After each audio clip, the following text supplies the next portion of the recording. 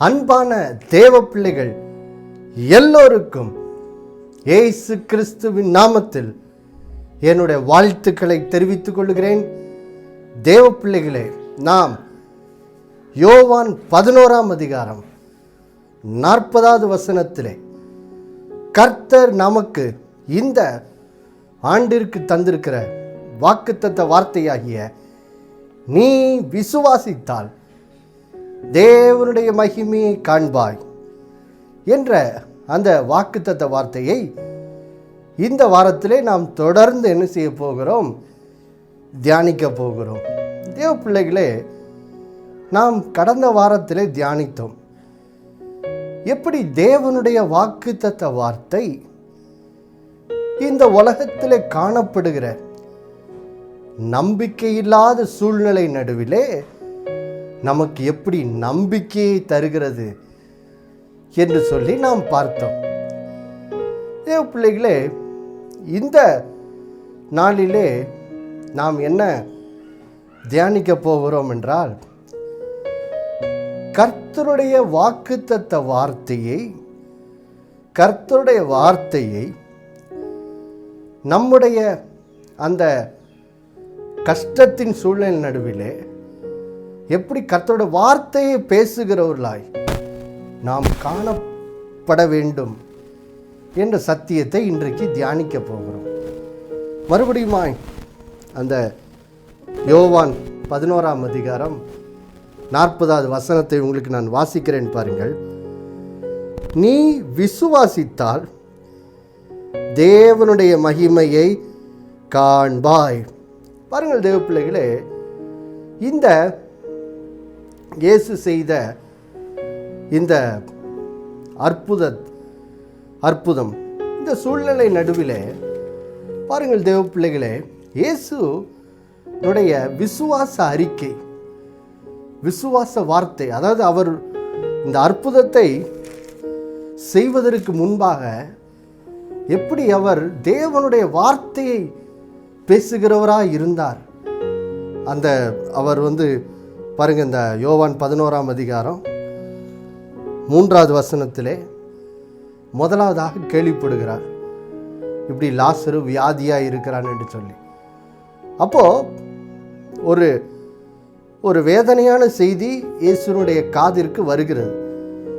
இப்போ இந்த சூழ்நிலை நடுவிலே அவர் என்ன பேசுகிறார் என்பதுதான் ரொம்ப ரொம்ப முக்கியம். பாருங்க தேவ பிள்ளைகளே, இன்றைக்கு நாம் நம்முடைய வாழ்க்கையிலும் அற்புதம் நடக்க வேண்டும் என்றால், கர்த்தருடைய மகிமையை நாம் நம்முடைய வாழ்க்கையில் அனுபவிக்க வேண்டும் என்றால், நாம் கர்த்தரை விசுவாசிக்கிறவர்களாய் காணப்பட வேண்டும் என்றால், எப்படி நம்முடைய துன்ப சூழ்நிலை நடுவிலே தேவ வார்த்தையை எப்படி பேசுகிறவர்களாய் இருக்க வேண்டும், கர்த்தரோட வாக்கு தத்தத்தை எப்படி பேசுகிறவர்களாய் நாம் காணப்பட வேண்டும் என்பதை இயேசுவிடமிருந்து நாம் இந்த சம்பவத்திலிருந்து கற்றுக்கொள்கிறோம். பாருங்க, முதலாவது யோவான் 11ஆம் அதிகாரம் 4வது வசனத்தை நாம் வாசிக்கிறோம்.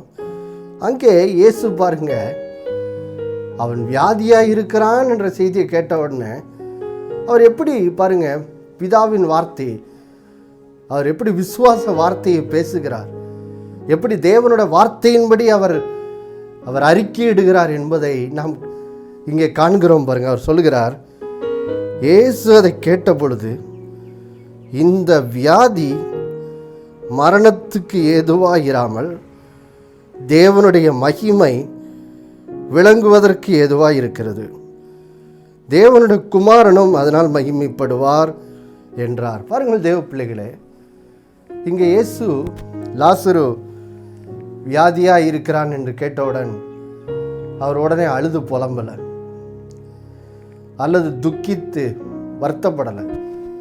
அவர் உடனே என்ன பண்ணுகிறார்? பிதா தனக்கு அந்த சூழ்நிலை நடுவிலே சொன்ன அந்த வார்த்தை என்ன செய்கிறார்? பேசுகிறார். பாருங்க, பேசுவது மாத்திரம் இல்லை, தொடர்ந்து அவர் அந்த விசுவாச வார்த்தையின் அறிக்கை, பிதாவின் வார்த்தையின் அறிக்கையே அவர் என்ன செய்கிறார்? பண்ணிக்கொண்டே இருக்கார். பாருங்கள், பின்னாடி சூழ்நிலை இப்பொழுது வியாதியாக இருந்த லாசரு இப்போ மரித்து விட்டான். பாருங்கள், இப்பொழுது நாம் கீழே வரும்போது இப்பொழுது பாருங்கள், நாம் 11வது வசனத்துக்கு வருகிறோம். அங்கே இயேசு இப்படி பேசுகிறார் பாருங்க. இவைகளை அவர் சொல்லிய பின்பு அவர்களை நோக்கி, நம்முடைய சிநேகிதனாகிய லாசரு நித்திரையடைந்திருக்கிறான். நான் அவனை எழுப்பப் போகிறேன் என்றார். பாருங்கள் தேவ பிள்ளைகளே, இப்பொழுது பிதாவானவர் இயேசுவுக்கு வெளிப்படுத்தி விடுகிறார் லாசரு மரிச்சிட்டான்னு சொல்லி. ஆனால் இங்கே இயேசு பாருங்க, லாசரு மரித்து விட்டாலும் அவன் மரித்து விட்டான் என்று சொல்லி அவர் அறிக்கை செய்யலை. அவர் என்ன பண்ணுறாரு, லாசரு நித்திரையாக தான்ப்பா இருக்கான், அவனோட மரணத்தை அவர் நித்திரையாக பார்க்கிறார்.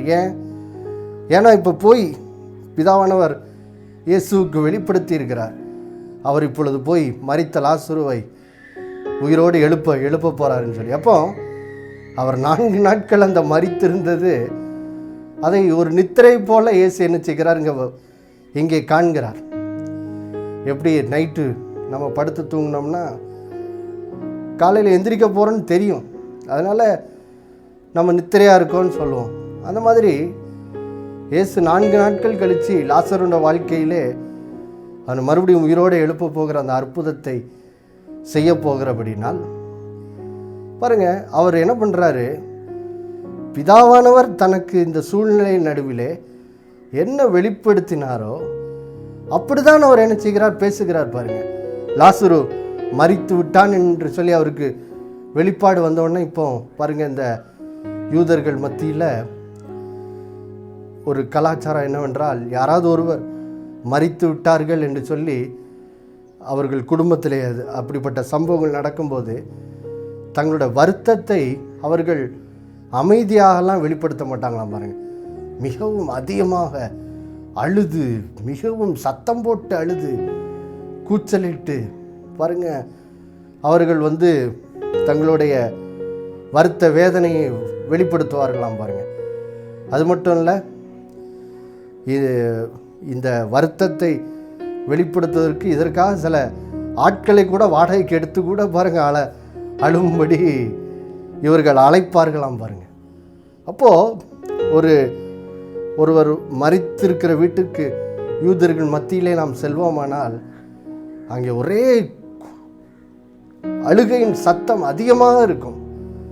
அப்போது இயேசுவும் ஒரு யூதன் தான். பாருங்கள், அவருக்கு லாசரு மரித்து விட்டான்னொன்னே இவரும் சேர்ந்து, ஐயோ லாசரு என் சிநேகிதனாகிய லாசரு மரிச்சிட்டானே அப்படின்னு சொல்லி அவர் என்ன செய்யலை, அழுது புலம்பிக்கிட்டல.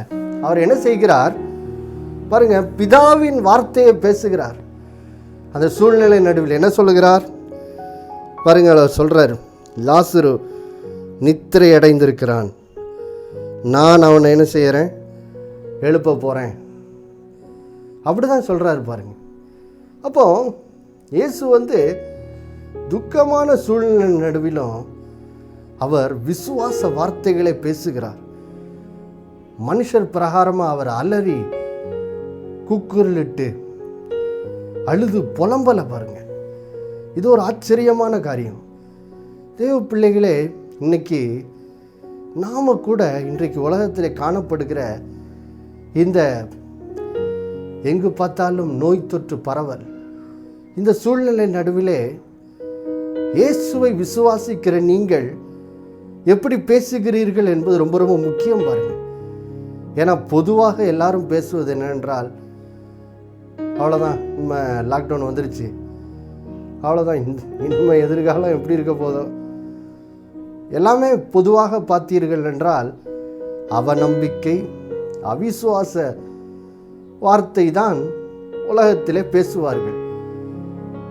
யாரும் இந்த துக்கமான சூழ்நிலை நடுவிலும் சரிப்பா கண்டிப்பாக சூழ்நிலை மாறும், நமக்கு இது நன்மையாக மாறும், நமக்கு ஏதாவது ஒரு நன்மை நடக்கும் அப்படின்னு சொல்லி யாருமே என்ன செய்ய மாட்டாங்க, பேச மாட்டாங்க.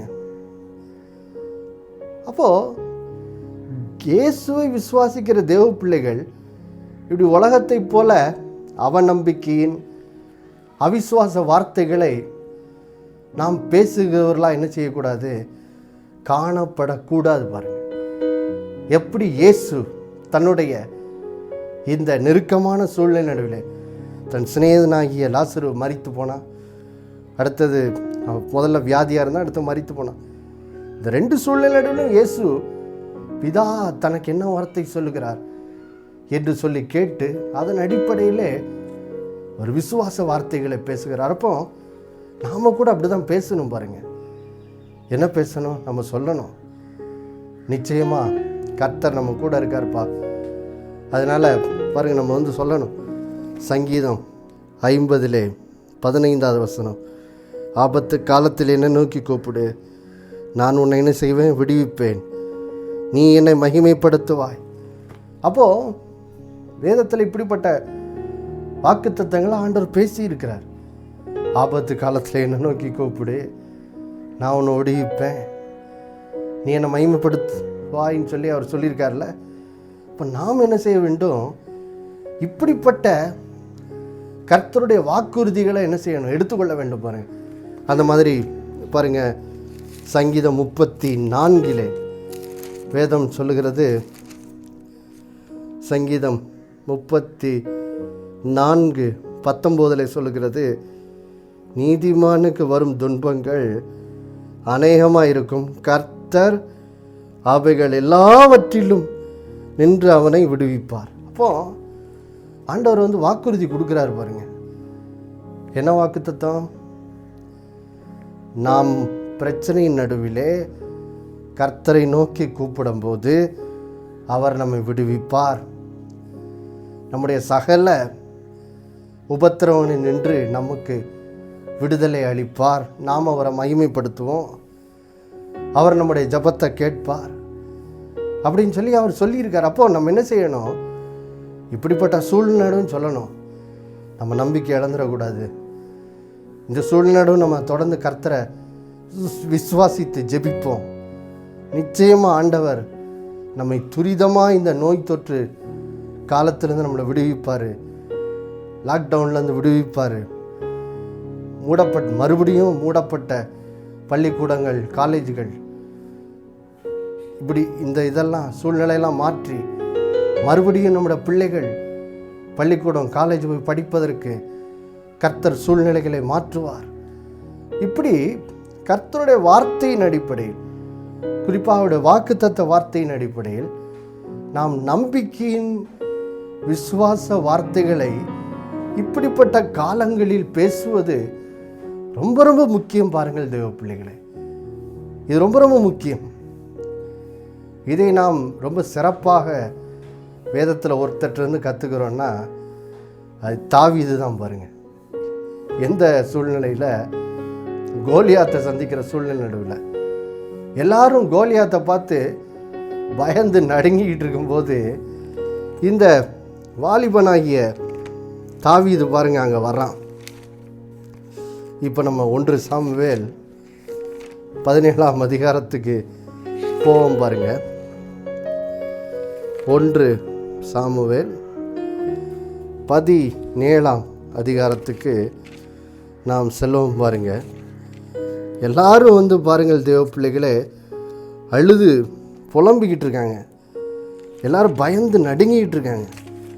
அவ்வளோதான் போல், இனி பெலிஸ்தர்கள் நம்மை முறியடித்து விடுவாங்க, நாம் பெலிஸ்தருக்கு நம்ம அடிமையாக விட வேண்டிதான் போல் அப்படின்னு சொல்லி சவுலும் அவனோட இராணுவ வீரர்களும் பயந்து நடுங்கி கொண்டிருக்க சூழ்நிலையில் இங்கே தாவீதாகிய ஒரு வாலிபன் 1 சாமுவேல் 17:26 எவ்வளோ ஒரு ஒரு வெற்றியின் வார்த்தை, ஒரு தைரியத்தின் வார்த்தையை பேசுகிறான். பாருங்க, என்ன சொல்கிறான், அப்பொழுது தாவீது தன் அண்டையிலே நிற்கிறவர்களை பார்த்து, இந்த பெலிஸ்தனை கொன்று இஸ்ரவேலுக்கு நேரிட்ட நிந்தையை நீக்கிறவனுக்கு என்ன செய்யப்படும், ஜீவனுள்ள தேவனுடைய சேனைகளை நிந்திக்கிறதற்கு இந்த விருத்த சேதனம் இல்லாத பெலிஸ்தன் எம்மாத்திரம் என்றான்.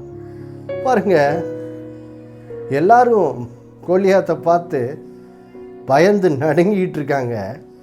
ஆனால் இங்கே தாவீது என்ற ஒரு வாலிபன் வந்துட்டு எவ்வளோ ஒரு தைரியமாக சொல்கிறான் பாருங்க. இந்த பெலிஸ்தனை கொன்று இஸ்ரவேலுக்கு நேரிட்ட நிந்தையை நீக்கிறவனுக்கு என்ன செய்யப்படும்? அவன் சொல்கிறான், நான் இவனை கொன்றுவேன், நான் இஸ்ரவேலுக்கு நேரிட்ட நிந்தையை நீக்குவேன்னு சொல்லி எவ்வளோ ஒரு ஆச்சரியமான ஒரு அசாதாரணமான ஒரு தைரியத்தின் வார்த்தையை பேசுகிறான் பாருங்க. சொல்கிறான், எல்லாரும் கோலியாத்தை பார்த்து பயந்துட்டு இருக்க வேளையில் சொல்கிறான், ஜீவனுள்ள தேவனுடைய சேனைகளை நிந்திக்கிறதுக்கு இந்த விருத்த சேதனம் இல்லாத பெலிஸ்தன் எம்மாத்திரம் அப்படின்னு சொல்கிறான் பாருங்க. எவ்வளோ ஒரு ஆச்சரியமான ஒரு வார்த்தைகள் இந்த தாவீதின் வாயிலிருந்து ஒரு துக்கமான சூழ்நிலை நடுவில் நாம் கேட்கிறோம் பாருங்க. தேவ பிள்ளைகளே, நாம் இன்றைக்கு இப்படி தான் மாற வேண்டும். நாம் மாற வேண்டும் பாருங்க. இன்றைக்கு ஏன் தேவனுடைய பிள்ளைகள் தங்களுடைய வாழ்க்கையிலே பெரிய வெற்றிகளை காண முடியவில்லை? ஏன் இன்றைக்கு காணப்படுகிற இருளான சூழ்நிலை நடுவிலே சபை இன்னும் ஏன் இந்த உலகத்தில் இன்னும் அதிகமான ஒரு சாட்சியுள்ளவர்களாக ஏன் வாழ முடியலை? ஏன் அப்படின்னா பாருங்க, ஒரு சைடில் நம்ம ஜெபிக்கிறோம், ஜெபிச்சு முடிச்சுட்டு இந்த பக்கம் வந்தோடனே எல்லாரும் பேசுகிறது போலவே என்ன செய்கிறது, பேசுகிறது. ஆமாம், இந்த மாதம் இத்தனை நாள் வரைக்கும் லாக்டவுன் போட்டிருக்காங்க, பள்ளிக்கூடத்தெல்லாம் மூட்டாங்க, இனி நம்ம இப்போ பிள்ளையோட வாழ்க்கை என்ன ஆக போதோ, இன்னும் இப்படி விளையாண்டு கெட்டு தான் போவோம் போல், என்ன எதிர்காலம் இருக்கோ நமக்கு. இப்படி பாருங்கள், அநேகர் என்ன செய்வாங்க, ஒரு பக்கத்தில் ஜெபம் பண்ணுவாங்க, ஆனால் மறுபக்கத்தில் வந்துட்டு இப்படி அவநம்பிக்கையின் வார்த்தை என்ன செய்கிறது, பேசுகிறது பாருங்கள். ஜெபிக்கிறது ஒன்று, ஆனால் பேசுகிறது வேறு. அப்போது நாம் வாழ்க்கையில் ஜெபத்துக்கு பதிலை காண வேண்டும் என்றால் பாருங்கள் தேவ பிள்ளைகளே, நாம் எதை விசுவாசித்து ஜெபிக்கிறோம் என்பதை நாம் அறிய வேண்டியது ரொம்ப ரொம்ப முக்கியம். வாயில் என்ன வார்த்தை வருது, கொஞ்சம் நம்ம வாயில் வர்ற வார்த்தையை கவனிக்கணும் பாருங்கள். சும்மா பாருங்கள், பயத்தின் வார்த்தையை பேசிட்டு அவநம்பிக்கையின் வார்த்தையை பேசிட்டு கர்த்தரின் ஜெபத்துக்கு பதில் கொடுப்பார் அப்படின்னு சொன்னால் பெற்றுக்கொள்ள முடியாது பாருங்கள். அப்போது கர்த்தர் நமக்கு இந்த வருஷத்தில் வாக்குத்தத்தம் பண்ணபடி, நீ விசுவாசித்தால் தேவனுடைய மகிமை என்ன செய்வாய், காண்பாய் அப்படின்னு சொல்லி ஒரு வாக்குத்தத்தம் பண்ணியிருக்கார். அப்போ நம்ம என்ன பண்ணணும், அந்த வாக்குத்தத்த வார்த்தையின் அடிப்படையில் எல்லாவற்றையும் பேசணும் பாருங்க, சொல்லணும். ஆமாம், எல்லாம் ஒருவேளை இருள் போன்ற சூழ்நிலை தான் இருக்குது, ஆனால் தேவ மகிமையை காண செய்கிற ஒரு அன்பின் தெய்வம் எனக்கு இருக்காருப்பா. தம்முடைய மகிமையை வெளிப்படுத்துகிற ஒரு அன்பின் தெய்வம் எனக்கு இருக்கிறார். அவர் எனக்காய் சிலுவையிலே மரித்திருக்கிறார், ரத்தம் சிந்தினவர், என் பாவங்களை மன்னித்தவர். இன்றைக்கு நிச்சயமாக எனக்கு அற்புதம் செய்வார். அப்போ நான் அவரை நம்புகிறேன், அப்போ நான் அவரை விசுவாசிக்க போகிறேன்னு சொல்லி இப்படி நாம் என்ன செய்யணும், நாம் எதை நடக்க வேண்டும் என்று விரும்பி ஜெபிக்கிறோமோ அதற்கு ஏற்ற விசுவாச வார்த்தைகளை என்ன செய்யணும், பேசணும் பாருங்க. இயேசு வந்து லாசரு உயிரோடு எழுப்ப போகிறேன்னு சொல்கிறாரு, சொல்லிட்டானா பேசும்போது மாற்றி பேசலை. அவர் என்ன செய்ய போகிறேன்னு பிதாவினால் வெளிப்படுத்தப்பட்டார், அதுக்கு ஏற்றபடி தான் பேசுகிறார். திரும்ப திரும்ப அதை சொல்கிறார். நாம் யோவான் 11 வாசிக்கும்போது, முதலாவது சீஷர்களிடத்தில் பேசும்போதும் சரி, பின்பு லாசருனுடைய சகோதரிகளிடத்தில் பேசும்போதும் சரி, அவர் திரும்ப திரும்ப சொல்லுவது, நான் அவனை உயிரோடு எழுப்புவேன், உயிரோடு எழுப்புவேன். அது திரும்ப திரும்ப என்ன செய்கிறார் சொல்கிறார் பாருங்க. அதை வாசிக்கிறேன் பாருங்க. யோவான் 11 அதிகாரத்துக்கு நாம் செல்லலாம். யோவான்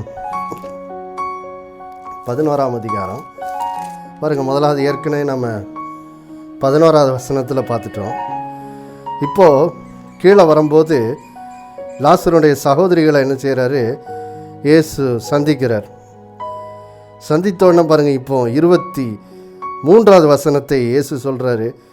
இயேசு அவளை நோக்கி, உன் சகோதரன் உயிர்த்தெழுந்திருப்பான் அப்படிங்கிறார். பாருங்கள், உயிர்த்தெழுந்திருப்பான். பாருங்கள், அவர் என்ன செய்ய போகிறாரோ, பிதாவானவர் இவர் மூலமாக என்ன, இயேசு தன் மூலமாக பிதாவானவர் என்ன செய்ய போகிறாரோ அதன் அடிப்படையில் அவர் என்ன விசுவாசிக்கிறாரோ அதுக்கு ஏற்றபடி தான் பேசுகிறார். பாருங்க, திரும்ப பாருங்க, கீழே வரும்போது 25வது வசனத்தில் இயேசு அவளை நோக்கி, நானே உயிர்த்தெழுதலும் ஜீவனுமாய் இருக்கிறேன் அப்படின்னு சொல்கிறார். பாருங்க, அப்போது இயேசு திரும்ப திரும்ப பேசும்போது அவர் லாசரு உயிரோடு எழுப்ப போகிறார், அந்த அற்புதம் நடக்க போகுது அப்படின்னு ஏற்கனவே பிதாவானவர் இயேசுக்கு வெளிப்படுத்திட்டாரு. அப்போ இயேசு அந்த அற்புதத்தை தான் செய்ய போகிறார் என்பதை முழுமையாய் அறிந்து விசுவாசித்து உணர்ந்து அதற்கு ஏற்றபடியே தான் பேசுகிறார். பாருங்க, லாசரு மறிச்சிட்டான், அவ்வளோதான், இனிமேல்லாம் அழுது புலம்புவோம் வாருங்கள் அப்படின்னு அவர் எல்லாரோட போய் அவர் துக்கிச்சு அழுதுகிட்டல. அவருக்கு தெரியுது, இன்றைக்கு பிதாவானவர் இந்த அற்புதத்தை செய்ய போகிறாரு என் மூலமா அப்படின்னு சொல்லி இயேசு நன்றாய் அறிந்திருந்தபடினால், இயேசு தான் சென்று லாசருவை 4 நாட்கள் கழித்து உயிரோடு எழுப்புவேன் என்று அறிந்திருந்தபடினால் அதுக்கு ஏற்றார் போல தான் என்ன செய்கிறார், பேசுகிறார். பாருங்க, அப்போது நாம் கூட இன்னைக்கு பேசணும். பாருங்க, சொல்லணும், நிச்சயமா இந்த நோய் தொற்று, இந்த வேதனை நம்மை விட்டு கடந்து போகும். கர்த்தர் நம்மை இதிலிருந்து விடுவிப்பார். நிச்சயமாக இயேசுவின் நாமத்தில் துரிதமாக நமக்கு இந்த வேதனைகளில் நமக்கு விடுதலையை தருவார். திரும்பவும் இயேசுவின் நாமத்தில் துரிதமாக பள்ளிக்கூடங்கள், காலேஜுகள் திறக்கப்படும். நிச்சயமாக என் பிள்ளைகள் நன்றாக படிப்பாங்க. இனிமே அவங்களுடைய படிப்புக்கு தடை வராது. என் பிள்ளைகள் நிச்சயமாக நன்றாய் படித்து அவர்கள் நல்ல எதிர்காலம் இயேசுவின் நாமத்தில் அவர்களுக்கு உண்டாகும் என்று சொல்லி, இப்படி பாருங்கள் தேவ பிள்ளைகளே, நீங்கள் கர்த்தர் என்ன செய்ய போகிறார் என்று நாம் விசுவாசிக்கிறோமோ அப்போ அதுக்கு ஏற்றபடி தான் என்ன செய்யணும், தொடர்ந்து பேசணும். பாருங்க, நம்பிக்கையின் வார்த்தைகளை தான் பேசணும். இன்னும் எத்தனை நாள் இன்னும் இந்த லாக்டவுன் தொடர போதோ, இப்படியே போயிட்டே தான் இருக்கு போல அவ்வளோதான் போல். இந்த வருஷமும் இனிமேல் பள்ளிக்கூடம் படிப்பெல்லாம் தேவையில்லை போல், அவ்வளோதான், பள்ளிக்கூட படிப்பு இந்த வருஷமும் போயிடும். இப்படி பாருங்கள், அவநம்பிக்கையின் வார்த்தையை என்ன செய்துட்டு இருக்கக்கூடாது, பேசிக்கிட்டு இருக்கக்கூடாது. நம்பிக்கையின் வார்த்தையை பேசணும். கர்த்தரை விசுவாசிக்க வேண்டும். பாருங்க, சொல்லணும், நிச்சயமாய் ஆண்டவர் அற்புதம் செய்வார், அவர் உண்மையுள்ளவர். இப்படி நம்பிக்கையின் வார்த்தைகளால், விசுவாச வார்த்தைகளால் நம்முடைய வாய் தாவீதை போல, இயேசுவை போல நிரம்பும் போது, வாருங்கள் தேவ பிள்ளைகளை, நிச்சயமாய் நாம் அற்புதங்களை காண்போம், அதிசயங்களை காண்போம். கர்த்தர் இந்த நாட்களிலும் கூட நம்முடைய தேவைகளை சந்திப்பதை, நம்மை பயத்திலிருந்து விடுவிப்பதை, நம்மை சமாதானத்தினால் நிரப்புவதை, நம்முடைய குடும்பத்தை காப்பதை, இந்த நோயிலிருந்து காப்பதை நாம் நிச்சயமாக என்ன செய்வோம், அனுபவிப்போம். நம்முடைய குடும்பத்தை நடத்துவதை நாம் அனுபவிப்போம். பாருங்க, அப்போ தேவ பிள்ளைகளே, இந்த நாளிலே கர்த்தருடைய விசுவாச வார்த்தைகளை பேச, அவருடைய வாக்கு தத்தங்களின்படி பேச ஒரு முடிவெடுங்க. ஆச்சரியமான காரியங்கள் உங்கள் வாழ்க்கையிலே நடப்பதை நீங்கள் அனுபவிப்பீர்கள். பாருங்க, நிச்சயமா மீகா 7:15 சொல்லுகிற போல, எகிப்து தேசத்திலிருந்து புறப்பட்ட நாளில் நடந்தது போலவே மறுபடியும் இந்த நாட்களிலே உங்கள் வாழ்விலே அதிசயங்களை அவர் காணச் செய்வார். ஹல்லேலூயா. நாம் ஜெபிப்போமா? அன்புள்ள பரலோக பிதாவே, ஆண்டவராகி இயேசுவை நாம் ஜெபிக்கிறப்பா. ஆண்டவரே, இந்த நாட்களிலே நாங்கள் விசுவாச வார்த்தைகளை பேச வேண்டிய முக்கியத்துவத்தை, எப்படி நாங்கள் அவநம்பிக்கை, அவிசுவாச வார்த்தைகளை பேசக்கூடாது என்ற காரியத்தை நாங்கள் இந்த நாளில் கற்றுக்கொண்டோம். ஆண்டவரே அப்பா, இந்த சத்தியம் ஜனங்களுடைய இருதயத்தில் கிரியை செய்யட்டும்.